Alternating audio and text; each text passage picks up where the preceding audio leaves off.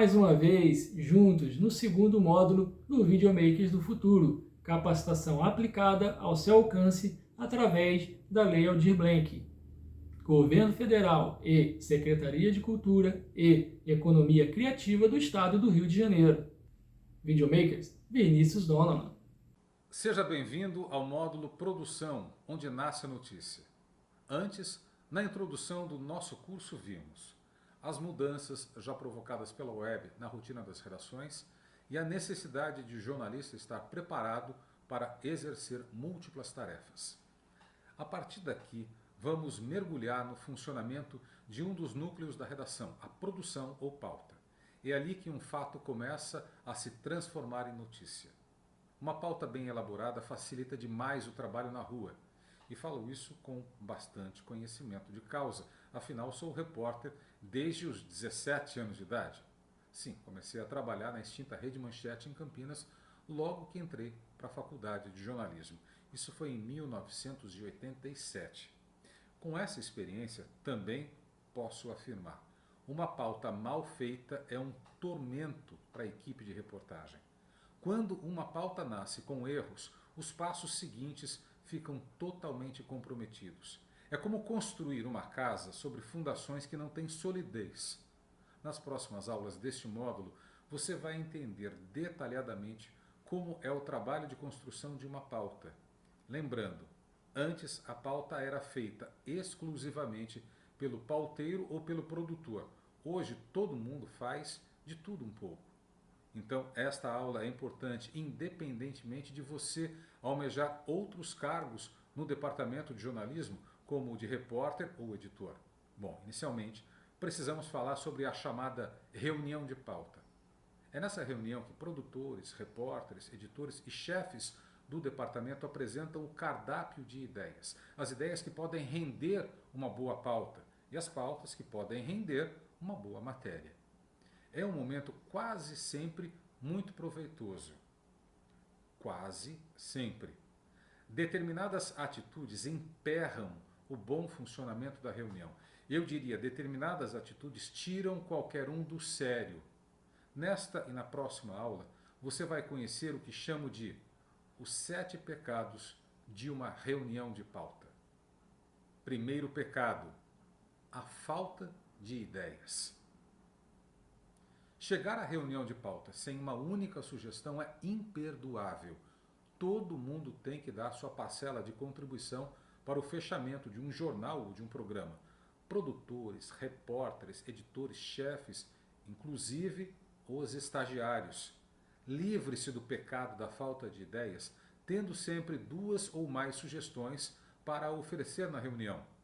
Exemplos: que bom personagem existe no seu bairro, na sua rua? O que você levantou de interessante no contato com universidades e outros centros de pesquisa? Que denúncias têm chegado à redação pela salinha da escuta? Na web, quais são os assuntos do dia mais comentados?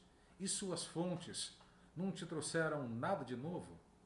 Mas, por favor, não dê ideias vagas apenas para não ficar calado. Desse jeito, você acaba cometendo o segundo pecado, que, na minha opinião, é mais grave do que o primeiro. Segundo pecado: a sugestão do inexequível. Para não ficar em silêncio, alguns colegas que não fazem o dever de casa têm o péssimo hábito de lançar na reunião de pauta uma ideia aparentemente boa, mas impossível de ser transformada em notícia. Vamos a um exemplo agora hipotético. O editor-chefe diz ter ouvido que dentro de uma comunidade carioca os traficantes estão cobrando propina dos comerciantes como fazem os milicianos. Sim, a pauta parece excelente. Na verdade, se a informação for confirmada, teremos uma reportagem incrível. Mas como apurar a denúncia num território onde nem a polícia entra? Como convencer as pessoas a denunciar os bandidos? De que forma gravar sem identificar os denunciantes? E detalhes: o chefe quer a matéria para o dia seguinte. Um fato como este, para ser apurado, levaria semanas, meses. Ou seja, a ideia é brilhante, mas a missão é impossível. Para evitar que isso aconteça, Apresente sua ideia de pauta, mas também o caminho para executá-la. Neste caso, seria algo como: os denunciantes falarão fora da comunidade. Temos agendado uma entrevista com a polícia. Vamos ouvir entidades que lutam pelos direitos humanos. E acionamos o governo do estado para se posicionar. Aí sim temos uma pauta viável. Do contrário, a ideia só serve para emperrar a engrenagem. Terceiro pecado: o abuso da Gillette Press. Ainda hoje, na era digital, tem muita gente que chega à reunião de pauta com um monte de recorte de papel. São matérias extraídas de jornais, revistas ou folhas com notícias que originalmente foram publicadas nos sites. Esses papéis costumavam ser recortados com estilete ou mesmo com uma lâmina. Daí surgiu o termo Gillette Press. É o nome que se dá, de brincadeira, à prática de sugerir pautas que vêm de um assunto já publicado por outro veículo. Por falta de ideia própria, tem colega especialista em Gillette Press. Em vez de cavar boas pautas, ele está sempre com os recortes à mesa. É um sinal clássico do jornalista preguiçoso. Mas isso é mesmo um pecado capital? Você pode se perguntar. Não, se você fizer uso da Gillette Press de forma comedida. Existem grandes reportagens que surgem a partir de uma notinha de jornal. Cito aqui um caso que aconteceu comigo. Em 2017, vi na revista do jornal O Globo uma matéria sobre um bombeiro morador da zona norte do Rio que fabricava instrumentos musicais usando restos de madeira que encontrava em incêndios. A partir daí, produziu uma matéria enorme sobre Davi Lopes, o bombeiro músico. Mostramos sua oficina, os instrumentos e levamos um dos violões para um dos maiores nomes da MPB, o cantor e compositor Paulinho Mosca. O encontro de Mosca com o bombeiro foi emocionante, lindo de verdade. De fato, os instrumentos não eram apenas bonitos, eles eram realmente bons. Tá vendo? Sempre você pode produzir algo muito maior a partir de uma pequena notícia publicada pela concorrência. O que você não deve fazer é usar apenas de Gillette Press nas reuniões de pauta. Uma vez ou outra não tem problema. Traga inclusive recortes de notícias de outras cidades, outros estados, outros países. Isso não é pecado. É como bebida alcoólica. Use com moderação. Na próxima aula, veremos os próximos 4 pecados de uma reunião de pauta, a começar de um gravíssimo que afeta diretamente o repórter de TV e o videojornalista. Até lá! Na primeira aula deste módulo, falamos de 3 dos 7 pecados numa reunião de pauta.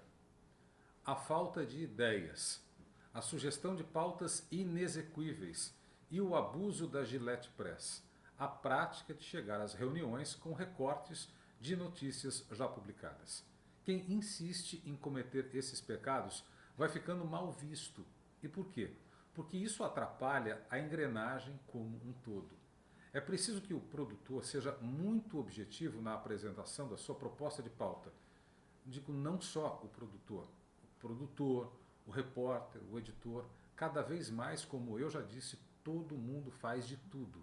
No Fantástico, por exemplo, eu costumava produzir a quase totalidade das minhas matérias. Eu também assinava a edição de texto dessas reportagens. E muitos desses VTs foram sugeridos por mim na reunião de pauta, a tal reunião dos 7 pecados. Bom, sigamos então com os pecados capitais já inicialmente apresentados na aula anterior. Atenção, não cometa as seguintes heresias. 4º pecado: esquecer que o videojornalista depende da imagem. Pode parecer mentira, mas eu juro que não é. Tem gente, inclusive na televisão, que se esquece da parte mais importante da construção de um vídeo, a imagem. Existem pautas que renderiam 5, 6, 10 páginas para uma revista, mas que para uma videoreportagem são extremamente pobres. Por quê? Porque não oferecem imagem. Para ficar mais claro, vou te dar um exemplo que aconteceu comigo no comecinho da minha carreira no Vale do Paraíba, no interior de São Paulo. Encontramos uma senhora sobrevivente do gueto de Varsóvia, O gueto, como você deve saber, foi uma área da capital polonesa onde os nazistas concentraram centenas de milhares de judeus em condições subhumanas. Aquela senhora sobreviveu ao Holocausto, se mudou para o Brasil e vivia numa cidade próxima. Sua história de vida era linda, renderia na verdade um livro. Mas como contar uma história à altura daquela personagem? Tínhamos apenas um dia de gravação. A entrevistada não possuía fotos da época. Também não podíamos contar com imagens de documentários que são protegidos por direitos autorais. Enfim, tínhamos uma personagem riquíssima à nossa frente, só que não dispunhamos de ferramentas para descrever sua saga com imagens. Quem produziu a pauta se esqueceu do básico. Deveria antes ter consultado bancos públicos de fotos e vídeos, contatado especialistas no tema, historiadores, por exemplo, ou uma associação que representasse as vítimas. Tivemos que fechar a matéria apenas com a entrevista, imagens de apoio feitas na casa da personagem e meia dúzia de fotos do arquivo da emissora. Uma pena. Perdemos a oportunidade de contar uma bela história por um pecado capital da produção: não pensar na imagem para cobrir o off, o texto da reportagem. Quinto pecado: o desdém com a ideia do outro. Isso é mais comum do que todo mundo imagina. Eu diria que ganha contornos de bullying. Você apresenta uma sugestão na reunião de pauta e os demais, inclusive os chefes, não dão a menor bola para a sua ideia. Ou fazem pior, tratam a pauta até com escárnio. De 2006 para cá, com o desenvolvimento do conceito de assédio moral organizacional, as chefias têm se policiado mais, sabendo que podem ser denunciadas pelo trabalhador que se sentir constrangido ou humilhado. Ainda assim, costumo ouvir relatos de colegas que, constantemente vítimas do desdém, acabam desestimulados a apresentar sugestões. Preferem o silêncio a um eventual constrangimento. Não caia nessa armadilha. Se você julgar que sua pauta é de fato boa, relevante, torne a apresentá-la na reunião seguinte, trazendo mais informações a respeito do tema. Quer um exemplo que aconteceu comigo? Numa reunião do Fantástico, apresentei a seguinte sugestão. No interior do Nordeste, a paisagem havia se transformado com o surgimento dos cavalinhos de petróleo. Os tais cavalinhos eram aquelas bombas típicas do interior dos Estados Unidos que puxavam petróleo de poços cavados no chão. Bom, ninguém gostou muito da ideia. Na semana seguinte, reapresentei a pauta, agora com dados. Havia milhares de cavalinhos espalhados pelo Rio Grande do Norte, Paraíba, Pernambuco, de onde se extraía 0,5% do petróleo nacional, o que não é pouca coisa. Pauta aprovada? Nada. Na outra semana voltei com outras informações. Descobri por meio do telefone personagens incríveis que eram pobres, paupérrimos, mas que haviam se tornado milionários da noite para o dia. Motivo: royalties do petróleo encontrado em suas pequenas e médias propriedades. Só assim consegui convencer a chefia a me mandar para o Nordeste gravar a reportagem. Ainda hoje me lembro do ranger dos cavalinhos no meio do nada numa noite de lua cheia no sertão. A matéria ficou linda, com imagens do talentoso William Torgano, um dos melhores nomes da cinegrafia da Rede Globo. O VT aumentou a audiência do programa nos 6 minutos em que ficou no ar e me provou que, algumas vezes, é preciso de resiliência contra o maldito do desdém. Sexto pecado: o debate que sai do nada e chega a lugar nenhum. Outro pecado comum nas redações. É quase sinônimo de falta de objetividade e causa um transtorno terrível. Quanto mais tempo você perde numa reunião de pauta, menos tempo terá para produzir as pautas pré-aprovadas.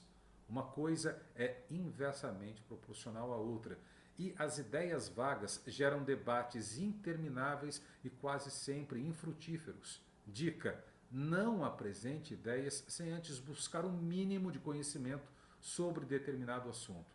Se a pauta é, por exemplo, sobre células-tronco no combate aos sinais e sintomas da doença de Chagas, tente responder as seguintes perguntas antes da reunião. O que há de novo, ainda não explorado em outras reportagens? Existe um centro de pesquisa por perto?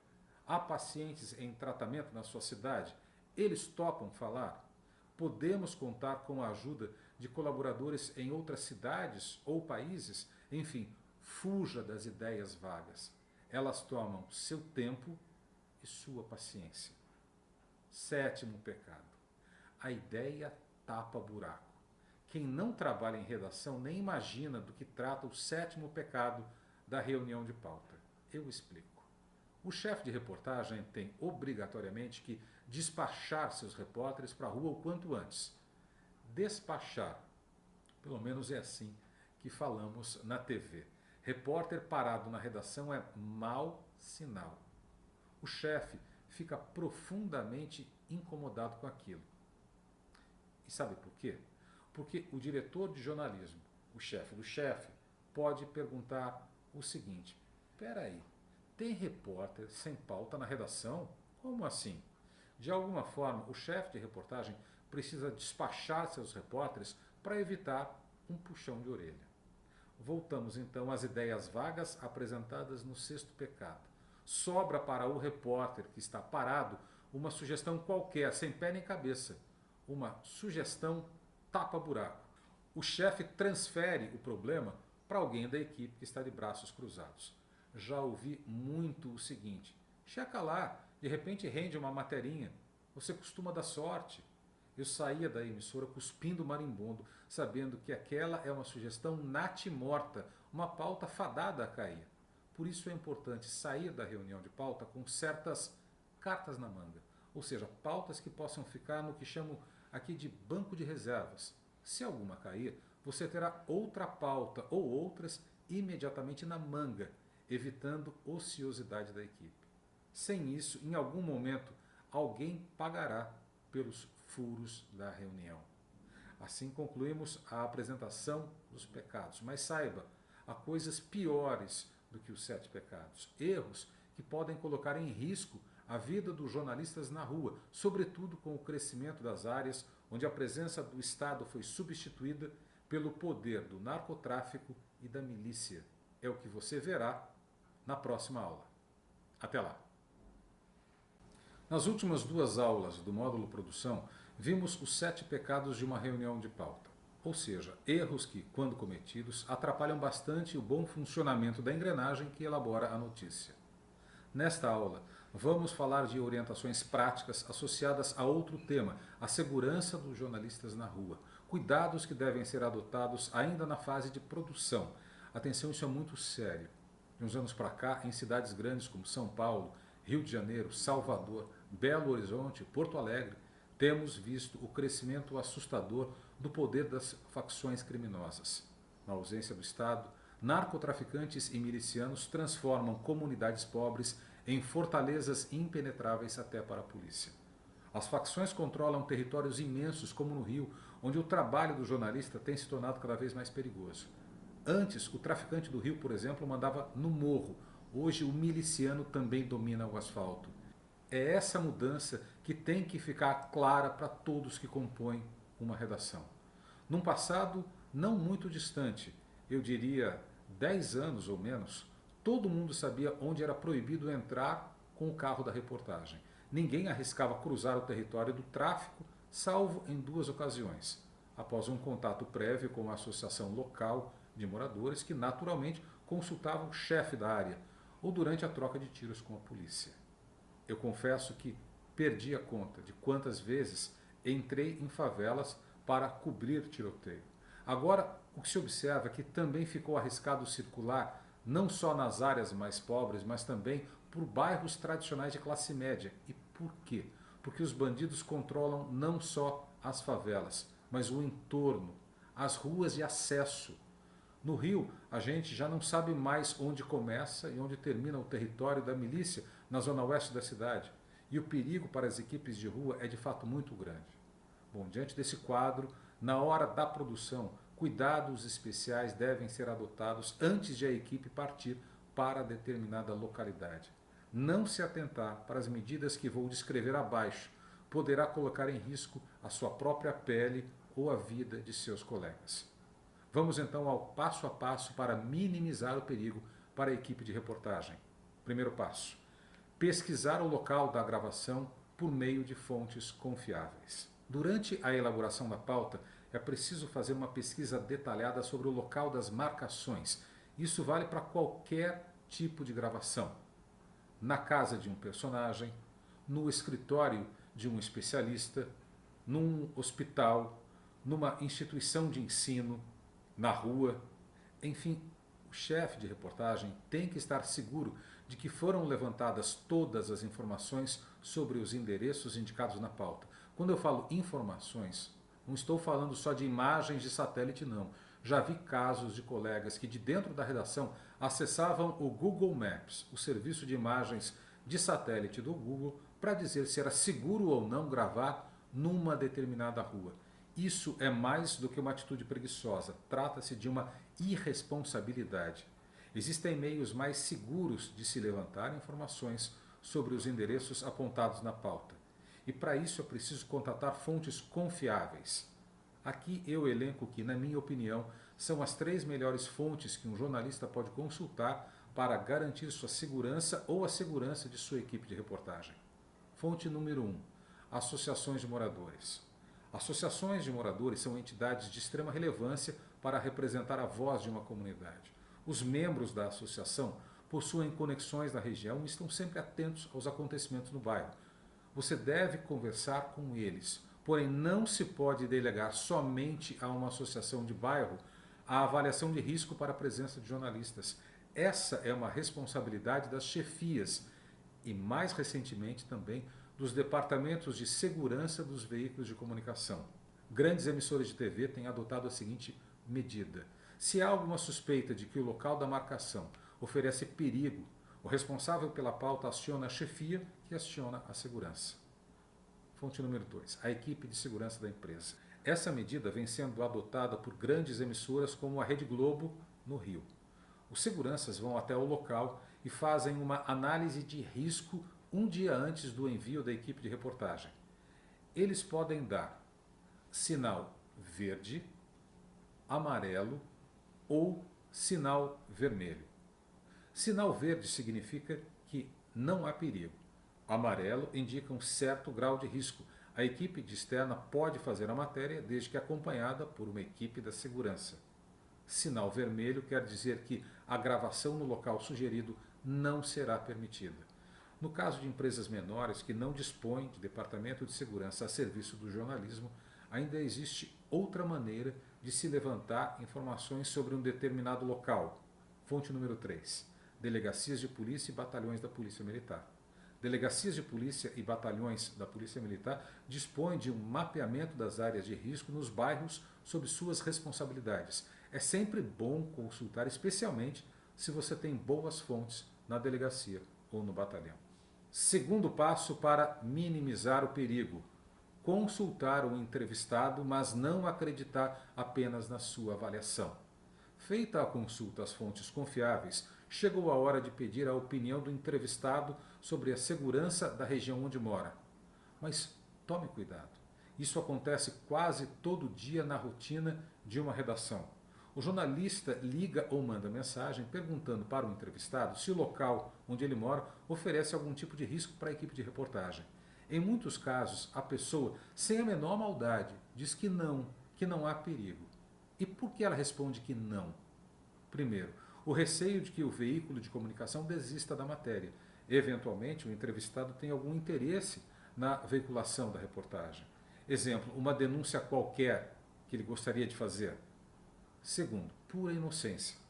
O morador nascido e criado naquela área não se sente intimidado pela eventual presença de bandidos. Com isso, acredita que os jornalistas seriam até bem recebidos. Isso pode ser desastroso. Terceiro, o próprio constrangimento. Quem se sentiria confortável de admitir para um jornalista desconhecido que mora em área de risco? Você não ficaria constrangido de dizer que vive num bairro violento controlado por traficantes ou milicianos? Isso não te causaria vergonha? Portanto, não se pode confiar apenas na avaliação do entrevistado. Terceiro e último passo para minimizar os riscos: dar autonomia para os jornalistas que estão na rua. É muito importante que a chefia dê autonomia para o jornalista que vai a campo. Se ele julgar que, apesar das precauções tomadas durante a elaboração da pauta, um local não oferece segurança, o chefe de reportagem deve respeitar essa avaliação. A experiência do pessoal que trabalha na rua deve ser inclusive valorizada e não questionada, como já havia acontecer. Você deve estar se perguntando: Vinícius, você já viu isso acontecer mesmo? Vi inúmeras vezes. Vi pessoas da redação chegando a insinuar que a equipe estava fazendo corpo mole por se recusar a entrar em determinada área. Triste, não é? Ninguém está tão exposto ao perigo quanto aquele que está na rua, especialmente se esse alguém carrega uma câmera. Portanto, sua avaliação de risco deve ser respeitada sem brechas para desconfiança ou questionamento. Enfim, esse é o passo a passo que pode evitar situações de extremo risco. E isso começa a valer não só para as grandes capitais. Em muitas cidades menores, no interior, já existem áreas completamente dominadas por bandidos. E que áreas são essas? Justamente onde mora a população mais pobre, o bairro humilde, a favela. Diante disso, o que fazer? Não cobrir mais essa realidade? Simplesmente descartar a favela do mapa? Não, em hipótese alguma. Precisamos descobrir alternativas, caminhos que sejam seguros para nós, jornalistas, e também para os nossos entrevistados e personagens. Para ilustrar esse ponto, vou citar um episódio que aconteceu comigo. Descobrimos 3 irmãos que tinham uma habilidade rara, o chamado ouvido absoluto. Eles eram capazes de identificar a nota musical de qualquer ruído ambiente, como a queda de uma moeda, a buzina de um carro, a campainha de uma casa. Mas havia um problema. Eles moravam numa comunidade controlada pela milícia. Pior, traficantes vinham tentando invadir o local havia meses. Infelizmente não pudemos filmar na casa dos 3 irmãos. O que fizemos? Transferimos a gravação das entrevistas para um parque público num bairro vizinho. É claro que isso representa uma perda. O ideal seria mostrar a rua onde viviam, a escola onde estudavam, mas como? Como gravar no interior da comunidade? Entre derrubar a pauta e transferir a gravação de lugar, fizemos a segunda opção. Detalhe, os irmãos moravam numa via chamada Rua da Esperança. Que dor no coração não ter feito a matéria nessa rua. Lembre-se, portanto, das medidas citadas aqui para minimizar os riscos das equipes da rua. Pesquisar o local da gravação por meio de fontes confiáveis, associações de moradores, delegacias de polícia, batalhões da PM e, eventualmente, o próprio departamento de segurança da sua empresa. Consultar o entrevistado, mas não acreditar apenas na sua avaliação de risco. E dar autonomia às equipes de rua. Na próxima aula, você vai ver e onde ainda existe a divisão clássica entre produção e reportagem. Quais são os atritos e como evitá-los? Quais atitudes de um produtor tiram o repórter do sério? E que mancadas do repórter deixam o produtor à beira de um ataque de nervos? Até lá! Na aula anterior, tratamos de um assunto bem pesado, mas de extrema importância hoje em dia. Os riscos para o jornalista provocados pelo crescimento dos territórios dominados por traficantes e milicianos. Essa realidade não permite erros de avaliação e impõe novas precauções na hora de se produzir uma pauta. O responsável pela pauta, muitas vezes o próprio repórter, não pode se expor e expor os colegas da rua a situações de extremo perigo, negligenciando medidas como aquelas que citamos antes. Pesquisar o local de cada marcação e contatar fontes confiáveis. Não delegar ao entrevistado a análise do risco e dar autonomia de decisão à equipe da rua. Nesta aula, teremos um assunto mais leve. As mancadas da pauta que tiram o repórter do sério. Sim, ainda existem redações onde o produtor ou o pauteiro produz a pauta de dentro da redação e o repórter vai para a rua onde transforma a pauta em reportagem. Um não faz a função do outro. Como diz a letra, cada um no seu quadrado. Porém, como 2 engrenagens conectadas, se uma falha, a outra falha também. Existem lapsos da produção que provocam atritos bem sérios entre a redação e as equipes de reportagem. Posso falar sobre isso com um profundo conhecimento de causa. Afinal, sou repórter há mais de 30 anos. E nesses anos, vi como pequenos descuidos na produção de uma matéria atrapalham bastante a rotina das equipes na rua. Preste atenção nos tópicos a seguir. São dicas práticas que ajudam a evitar atritos, poupam tempo e tornam mais eficiente a cadeia de produção da notícia. Vamos então à primeira das 3 mancadas da pauta. Número 1. Não levar em conta o tempo perdido no trânsito.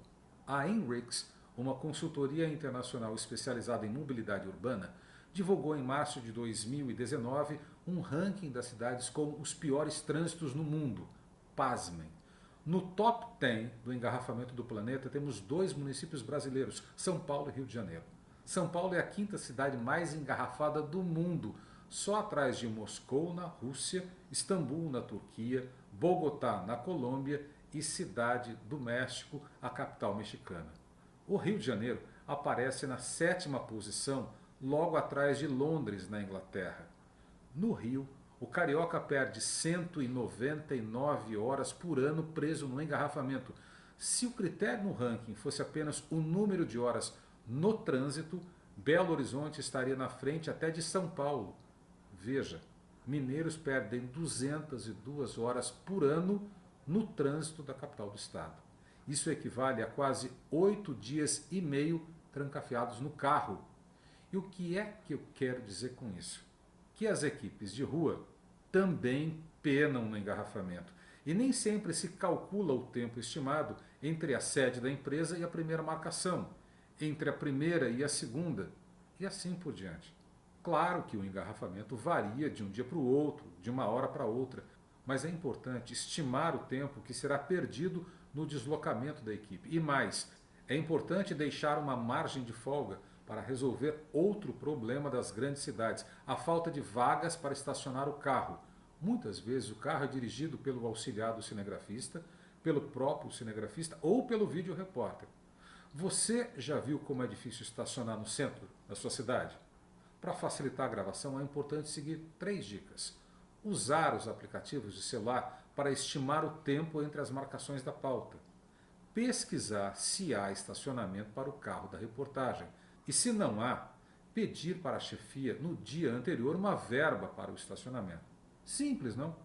Isso agiliza bastante o trabalho da equipe.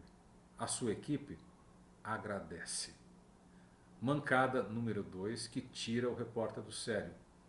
O copia e cola da internet. O título é autoexplicativo, mas antes de comentar esse ponto, eu quero te contar como funcionava o copia e cola quando eu comecei a trabalhar em TV. As emissoras e os grandes jornais tinham um departamento chamado Pesquisa de Texto. O tal departamento era responsável por levantar informações sobre determinado tema relacionado à pauta. Quem pedia a pesquisa? Normalmente era o produtor da reportagem. Isso rendia um calhamaço de fotocópias da espessura de um livro, nem sempre muito útil. A verdade é que o repórter nunca tinha tempo de ver a pesquisa inteira. No caminho entre a emissora e o local da primeira marcação, ele mal lia meia dúzia de cópias. Com o passar do tempo, a web decretou o fim da pesquisa impressa no papel. Com isso, o copia e cola mudou de roupagem. Já recebi pautas com textos intermináveis, todos copiados e colados da web. Confesso, isso me tira do sério. A boa pauta contém o seguinte: um breve resumo do assunto, as marcações agendadas, um resumo da biografia dos entrevistados e links para sites que possam ser úteis. Ponto final. Excesso de informação não ajuda, atrapalha, principalmente quando a bendita da informação foi simplesmente copiada de um site qualquer.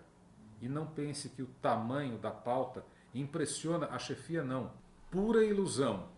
Copia e cola é trabalho de preguiçoso. Sinais de preguiça mancham o nome do produtor. Mancada número 3. O especialista não especialista. Os critérios para se agendar a gravação com um especialista devem ser extremamente rigorosos. Por que procuramos aquela pessoa? Qual o seu currículo? Que experiência comprovada tem no assunto? Já deu entrevista para outros veículos? A qual instituição pertence? Muitas vezes, e digo muitas vezes mesmo, estive diante de entrevistados inseguros e até despreparados, especialistas que não pareciam de fato especialistas. Claro, existem pessoas que dominam determinado tema, mas que não conseguem se expressar direito. Isso é muito comum, mas já me vi diante de pessoas que não demonstravam domínio do assunto sobre o qual aceitaram falar. Erro da pessoa? Não. Não diria que é erro da pessoa. Erro de quem agendou a entrevista.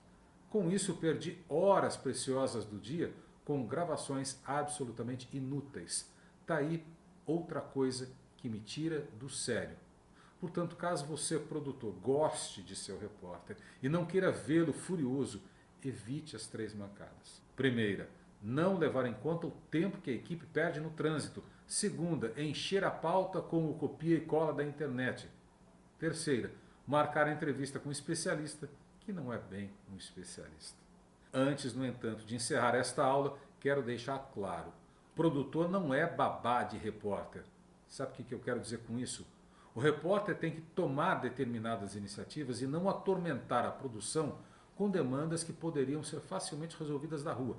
Um exemplo: a equipe de reportagem chegará atrasada a uma determinada marcação. Sabe o que muito repórter costuma fazer? Ligar para o produtor para que ele avise o entrevistado. Isso é uma das atitudes que mais irritam o produtor. Repito, uma das atitudes. Daí o tema da nossa próxima aula: as 3 mancadas do repórter que tiram a produção do sério. Até lá! As redações têm passado por grandes mudanças, como vimos nas aulas anteriores. É cada vez mais comum o jornalista desempenhar a função que antes era exercida por 3 profissionais: o produtor, o repórter e o editor de texto. Quando trabalhava para o Fantástico entre 2006 e 2008, eu já produzia e editava a maior parte das minhas matérias. Veja, falamos de mudanças que começaram há mais de 10 anos. Porém, no dia a dia, é muito difícil que o próprio repórter tenha tempo de produzir e editar suas reportagens. Por isso, a cobertura do chamado factual depende ainda dos 3 profissionais citados acima: o produtor ou pauteiro, o repórter e o editor. Isso posto, vamos agora às atitudes de um repórter que tiram qualquer um do sério. Senhor ou senhora repórter, caso você goste mesmo do seu produtor e não queira vê-lo furioso, evite as seguintes mancadas. Mancada número 1. Transferir para a redação tarefas que se resolvem na rua. A pauta feita pelo produtor costuma ter os contatos das pessoas que serão ouvidas pela equipe de reportagem, como o telefone de uma assessoria ou mesmo o celular do próprio entrevistado. Se ocorrer um atraso, que é muito comum, ou acontecer algum imprevisto maior, o próprio repórter pode telefonar ou mandar uma mensagem. Parece óbvio, né? Mas não. Tem muito repórter que, em vez de resolver os problemas na rua, transfere a solução para a redação. A essa altura do campeonato, o colega produtor já está envolvido na elaboração de pautas para o dia seguinte. Conclusão: ele para o que está fazendo para tratar de uma questão banal e naturalmente se irrita pela falta de iniciativa da equipe na rua. Atenção, o produtor não gosta de ser tratado como babá de repórter. Mancada número 2. Derrubar uma entrevista sem consultar a redação. Antes mesmo de falar sobre esse assunto, é preciso dizer, mesmo que uma pauta tenha sido sugerida e debatida na reunião, aprovada pela chefia e elaborada pelo produtor, a equipe de reportagem pode se deparar com uma realidade diferente daquela imaginada pelo pessoal da redação. Um exemplo disso: o entrevistado ou sua assessoria superestimaram uma informação vendendo-a como inédita quando na verdade não era. A pauta revela um interesse comercial oculto. O acesso à marcação oferece risco à equipe, diferentemente do que foi informado ao produtor. Nesses casos, a equipe de reportagem deve entrar em contato com a produção e dividir os questionamentos acerca da pauta. Digo dividir, antes de imediatamente derrubar. Derrubar uma pauta dá mais trabalho do que executá-la. Repito, derrubar dá mais trabalho do que fazer. Gera mais desgaste do que gravar uma matéria que você e sua equipe considerem fraca ou irrelevante. Sempre existe uma resistência da redação quando a equipe de reportagem sugere derrubar uma pauta pré-aprovada. Sempre. Por vários motivos. Isso denota erro do produtor e ou do chefe de reportagem. Faz com que a equipe fique ociosa, sem pauta para o dia, e pode comprometer o fechamento de uma edição. Afinal, nenhum veículo de comunicação tem equipes de sobra. Por essas e outras, derrubar uma pauta dá uma tremenda dor de cabeça, ainda que existam razões mais do que suficientes para isso. O que não se deve fazer é derrubá-la sem antes avisar a redação. O produtor ou o chefe de reportagem pode ter alguma sugestão para virar a pauta. Em outras palavras, ele pode propor um novo enfoque não observado pela equipe da rua. Voltar para a redação sem avisar gera um atrito terrível, soa como insubordinação. Você, de novo, pode estar se perguntando: Vinícius, quer dizer que tem equipe que derruba a pauta e volta para a redação sem avisar a chefia? Sim. Eu mesmo, no comecinho da carreira, fiz muito isso. Para evitar aquele desgaste da conversa por telefone, a equipe querendo derrubar a pauta, o produtor ou o chefe tentando nos convencer do contrário, o que fazíamos? Tocávamos para a redação. Quando o chefe de reportagem se dava conta, nós, os insubordinados, já estávamos na TV. Tem ideia da confusão gerada? A maturidade me ensinou: não derrube uma pauta sem antes comunicar à produção ou à chefia. E digo mais, salvo em situações de risco para a equipe, de notório interesse comercial ou de erro de informação contido na pauta, ouça os argumentos dos seus colegas e se esforce para achar um enfoque diferente daquele que foi sugerido inicialmente. Mancada número 3. Reclamar da pauta à chefia de reportagem sem antes falar com a produção. Antes de levar uma reclamação à chefia, converse com o produtor. Explique as falhas que encontrou na pauta. Não leve uma queixa a instâncias superiores antes de falar com o responsável pela produção. Isso é uma atitude extremamente mal vista. Você tem todo o direito ou a obrigação de apontar eventuais falhas na produção de uma reportagem. Faz parte do processo. Mas queimar o produtor queima sua própria imagem entre os colegas da redação. Seu nome começa a ficar associado à falta de companheirismo. E sabe o que isso implica? Respondo com outras duas perguntas. Você se esforça de verdade para colaborar com alguém que é tido como não confiável? Você, se tiver um cargo de chefia, destina as melhores pautas para repórteres que não te consultam na hora da dúvida? Pois bem, num ambiente onde tudo é construído de forma conjunta, nada pior do que desconfiança. O jornalismo é mesmo um esporte coletivo onde a relação entre as equipes, interna e externa, deve ser pautada por confiança absoluta, respeito, profissionalismo, mas também companheirismo. Eu acrescentaria ainda outra palavra: cumplicidade. Produtores e repórteres devem ser cúmplices na busca pela boa informação, pela boa história a ser contada. Concluímos assim o terceiro módulo do nosso curso. Dentro do universo da produção de matérias, vimos os pecados da reunião de pauta, os erros que podem colocar em risco as equipes de externa, as mancadas que tiram repórteres e produtores do sério. Já estamos prontos para botar nossas equipes na rua.